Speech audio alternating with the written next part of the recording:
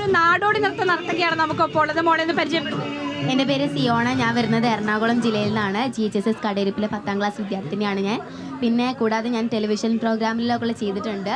Amrita TV യിൽ ഞാൻ ചെയ്തിട്ടുണ്ട്. പിന്നെ ഫ്ലവേഴ്സ് കട്ടുറുമ്പിലും മഴവിൽ മനോരമയിലും ബമ്പർച്ചിരിയിലും ഞാൻ ചെയ്തിട്ടുണ്ട്. പിന്നെ ഈ കഴിഞ്ഞ പ്രിയനന്ദൻ സാറിൻ്റെ പുതിയൊരു സിനിമയായിട്ടുള്ള 7 നിറമുള്ള സ്വപ്നങ്ങൾ എന്ന് പറയുന്ന സിനിമയിൽ ഞാൻ പെർഫോമൻസ് ചെയ്തിട്ടുണ്ട്.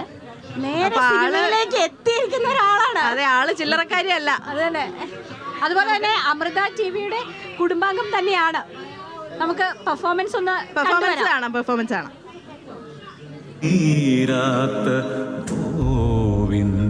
പേരാണോ പ്രണയം?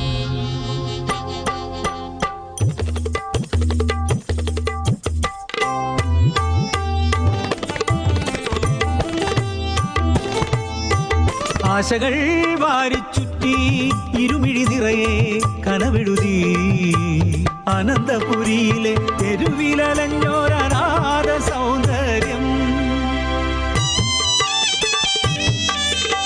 കൈനീട്ടി വാനിലെ അമ്പിളിയെ കൈപ്പും വിളിലാക്കാൻ കൊതിച്ച ജന്മം.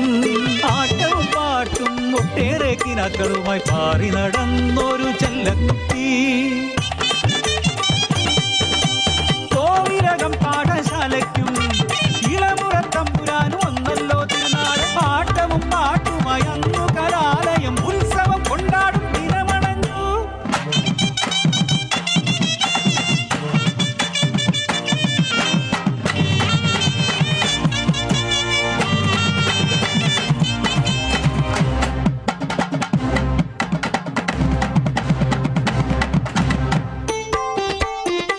പെൺകിനാക്കൾക്ക് അന്ന് ഉറക്കമില്ലാതെയായി അതിഥിയായെത്തുന്നു ഇളമുറത്തമ്പുരാൻ. ഞാനോ തിരുമുമ്പിൽ മോഹിനിയാട്ടത്തിൽ ലാസ്യമുണർത്തേണ്ടതീ ഞാനോ.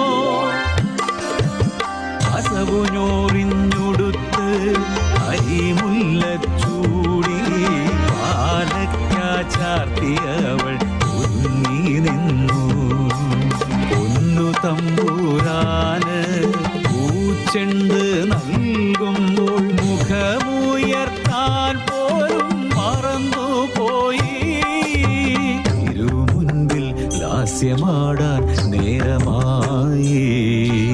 പ്രണയം മനസ്സിൽ തുളുമ്പുകയാ. അരങ്ങിൽ വല്ലഭനെ മാത്രം കണ്ടു ഞാനാടി. ആ കൺകളിലും പ്രണയമുണ്ടോ?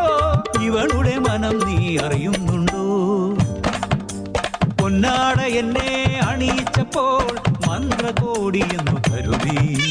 കൊടുത്ത പൂച്ചെണ്ടെനിക്ക് തിരിച്ചു നൽകുമ്പോൾ അത് ഹൃദയമെന്നു ഞാൻ നിനച്ചു.